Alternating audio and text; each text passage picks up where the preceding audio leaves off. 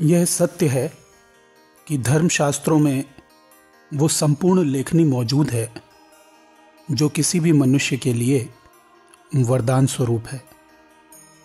जहाँ एक ओर शास्त्रों की लेखनी व्यक्ति को उसकी सामाजिक स्थिति के अनुसार उसके धर्म और कर्म की व्याख्या करती है, वहीं दूसरी ओर व्यक्ति प्रकृति के साथ एकात्म कैसे हो, ऊर्जा का संवर्धन और संरक्षण कैसे करे और स्वयं की ऊर्जा को कैसे परम ऊर्जा के रूप में पहचाने, यानी कि प्रकृति या माया जनित बंधनों से मुक्ति कैसे हो, इसकी व्याख्या भी शास्त्र अतिरेक में करते हैं। सच है कि लिखित रूप से धर्मशास्त्र हमें वो सभी सूत्र देते हैं जिनके माध्यम से व्यक्ति भौतिक और पराभौतिक स्तर पर उच्चता प्राप्त कर सकता है। परंतु एक विचारणीय तथ्य यह भी है कि सूत्र चाहे वो गणित से संबंधित हों या विज्ञान से, ये नीरस ही होते हैं और इसी नीरसता के चलते हम वर्तमान के भागदौड़ भरे जीवन में शास्त्र सम्मत जीवन का पालन अल्प मात्रा में ही कर पाते हैं। इन सभी तथ्यों का विचार करते हुए हमारा निष्कर्ष क्या होना चाहिए? क्या शास्त्रों को नीरस समझकर हम मानव कल्याण हेतु दिए गए ज्ञान का लाभ कभी नहीं उठा पाएंगे, या कोई मार्ग है? हमें यह ध्यान रखना चाहिए कि मनुष्य एक कल्पनाशील प्राणी है। कल्पना न सिर्फ हमें रस प्रदान करती है, बल्कि कल्पना की उड़ान व्यक्ति को उपलब्धि का एक नवीन आयाम भी देती है। मूल शास्त्र हमें ब्रह्म को परब्रह्म में समाहित करने की तकनीकी मंत्र और श्लोकों के द्वारा देते हैं, परंतु इस तकनीकी की उपयोगिता का अनुभव हमें व्यवहारिक जगत में धर्म का अवलंबन करने वाले पथिकों, सिद्धों और संतों के माध्यम से ही होता है। धर्मावलंबियों के जीवन की गति और समाज पर उसके सकारात्मक प्रभावों के कारण हमारी कल्पना को भी बल मिलता है और धर्माचरण का आकर्षण भी बढ़ता है। जहाँ एक ओर धर्म और कर्तव्य एक से ही मालूम पड़ते हैं, वहीं दूसरी ओर धर्म और अध्यात्म एक दूसरे के पूरक मालूम होते हैं। क्योंकि ऐसा दृष्टिगोचर होता है कि एक आध्यात्मिक व्यक्ति अमूमन धार्मिक भी होता है, परंतु एक आध्यात्मिक व्यक्ति क्रियात्मक रूप से धर्म उपदेशों का पालन करने वाला ही होगा, ऐसा 100% नहीं कहा जा सकता, क्योंकि इसके बहुत से अपवाद मौजूद हैं। नमस्कार दोस्तों, मेरा नाम है रवि। आपका स्वागत है हमारे चैनल आयाम इंडिया पर। आज मैं आपके समक्ष एक ऐसी कहानी प्रस्तुत करूंगा जो शायद काल्पनिक भी हो सकती है, परंतु यह हमें आध्यात्मिक जीवन की प्रेरणा भी दे सकती है और हमारी आध्यात्मिक कामनाओं और कल्पनाओं को विस्तार भी दे सकती है। पहाड़ी की ऊंचाई पर एक समतल जगह पर गुरुदेव किसी का इंतजार कर रहे थे। लगभग 22 वर्ष का एक युवक चट्टानों के बीच से खड़ी चढ़ाई पार करता हुआ आ पहुंचा। तुम आ गए सत्यकाम, मैं तुम्हारा ही इंतजार कर रहा था। सत्यकाम ने आश्चर्य से देखा, आपको मेरा नाम पहले से पता है? सत्यकाम गुरुदेव से बहुत कुछ कहना और पूछना चाहता था, जिसकी मंशा भी उसने गुरुदेव के समक्ष व्यक्त की। गुरुदेव ने बहुत संक्षेप में उत्तर दिया, जब गुरु और शिष्य का संबंध कई जन्मों का हो तो वार्तालाप महत्वहीन हो जाती है। सत्यकाम आगे कुछ भी न बोल सका। वह अपने को संभाल न सका और गुरु चरणों पर गिर गया। गुरु ने अपना हाथ उसके सिर पर रखा और आशीर्वाद देकर अपनी कुटिया की ओर प्रस्थान कर गए। सत्यकाम पास ही स्थित एक अन्य कुटिया में चला गया। अगली सुबह सत्यकाम गुरुदेव के समक्ष बैठा हुआ था। गुरु ने उसकी ओर देखते हुए कहा, पिछले जन्म में जहाँ तक तुम्हारी साधना पहुँची थी, इस जन्म में तुम्हारी साधना उसी बिंदु से प्रारंभ होगी। सत्यकाम बोला, गुरुजी मुझे तो पिछले जन्म का कुछ भी याद नहीं। गुरुदेव ने कहा, कोई बात नहीं, धीरे धीरे सब याद आ जाएगा। गुरुदेव यहीं नहीं रुके, वे आगे बोले, यहाँ रहते हुए मेरी एक बात ध्यान रखना, दिन, महीना और साल की गणना करना बंद कर देना। सिर्फ सूर्योदय और सूर्यास्त का भान रखना। ऐसा करने पर तुम एक नवीनता का अनुभव करोगे, तुम आनंद की अनुभूति करोगे, स्वयं को भारहीन महसूस करोगे, स्वच्छंद बन जाओगे। मेरा एक प्रश्न है महाराज, सत्यकाम बोला, इस अवस्था तक पहुंचने में मुझे कितना समय लगेगा? गुरुजी बोले, कहा था ना, किसी भी प्रकार की गणना मत करना, हिसाब लगाना बंद कर दो कि कब होगा, यहां तक कि कितने जन्म लगेंगे यह भी गिनती करना बंद कर दो। सत्यकाम याद रखना, यह घटना घटती ही तब है जब व्यक्ति हिसाब किताब लगाना बंद कर देता है। हिसाब रखना भी मन की गुलामी ही है, और आज़ादी पानी है तो मन की गुलामी की जंजीरों को तोड़ना ही होगा।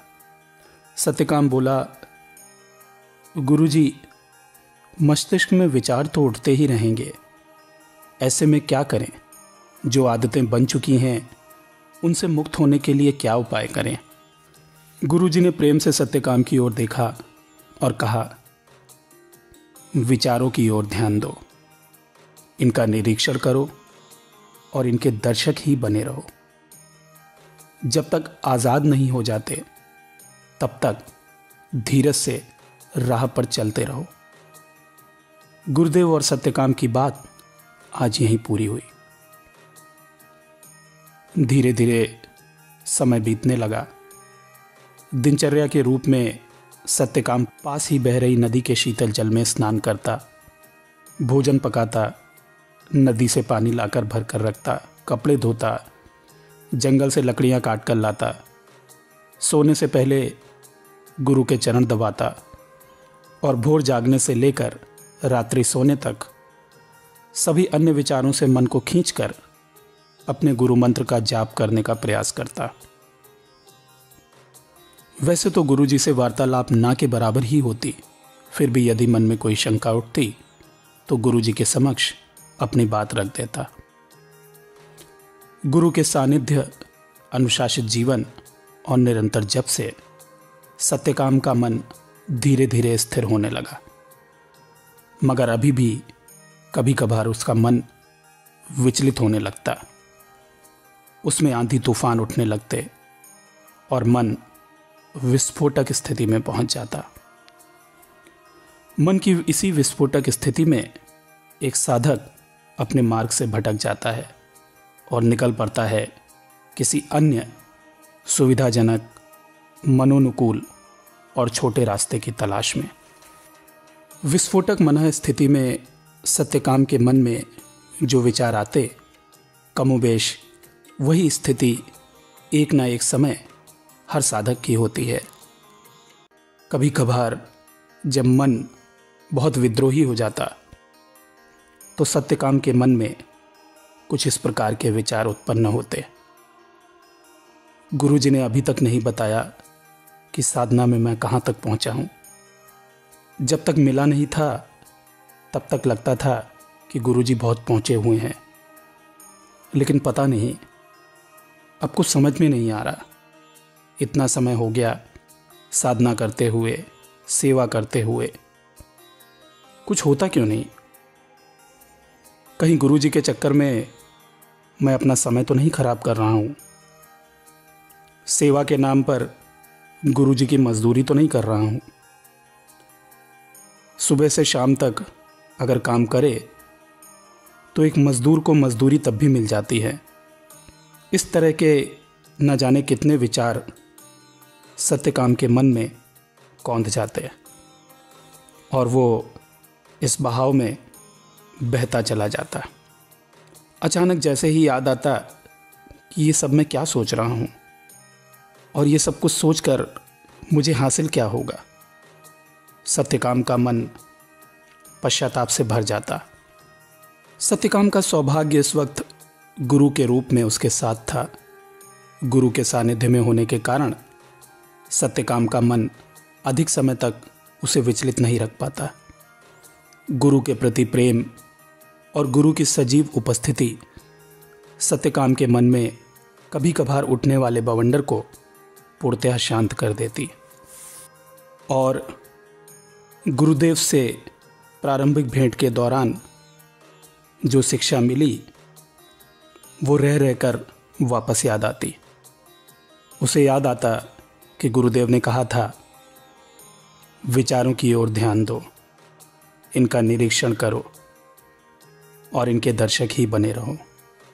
हिसाब किताब लगाना बंद करो। जब तक आज़ाद नहीं हो जाते तब तक धीरज से राह पर चलते रहो। गुरु जी की ये बातें स्मरण होते ही सत्यकाम भीतर शांति का अनुभव करता। जब भी मन में बवंडर उठता, विचार अलग अलग तरह के होते, लेकिन आखिर में गुरु के वचन ही याद आते, विचारों की ओर ध्यान दो। और गुरु के वचन याद आते ही धुंध छट जाती। गुरु आज्ञा का पालन करते रहने के कारण सत्यकाम काफ़ी हद तक मन को समझने लगा था। सत्यकाम अब कम से कम इतना तो ज़रूर समझ रहा था कि उसका मन उसके साथ कुछ तलों पर निश्चित रूप से खिलवाड़ कर रहा है।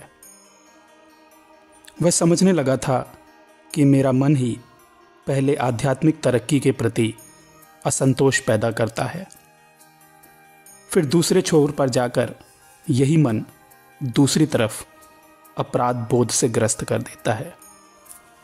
और यही मन मुझे समझाता है कि मुझे असंतुष्ट नहीं होना चाहिए।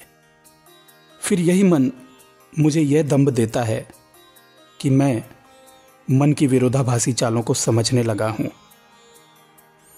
मन मुझे कैसे भटकाता है ये बात मेरी समझ में आने लगी है। और फिर मन एक ऐसे बिंदु पर ले जाता है जहाँ ये और सूक्ष्म दंभ में ले जाता है कि मैं अपने दृष्टा होने को भी देख सकता हूँ। इस बिंदु तक सत्यकाम की यात्रा हो चुकी थी। साधना के कारण इस बिंदु तक उसमें परिपक्वता आ चुकी थी। आगे की कहानी अगले भाग में। महाशक्ति आपकी रक्षा करें, आपके जीवन में शुभता हो, यही मेरी ईश्वर से प्रार्थना है।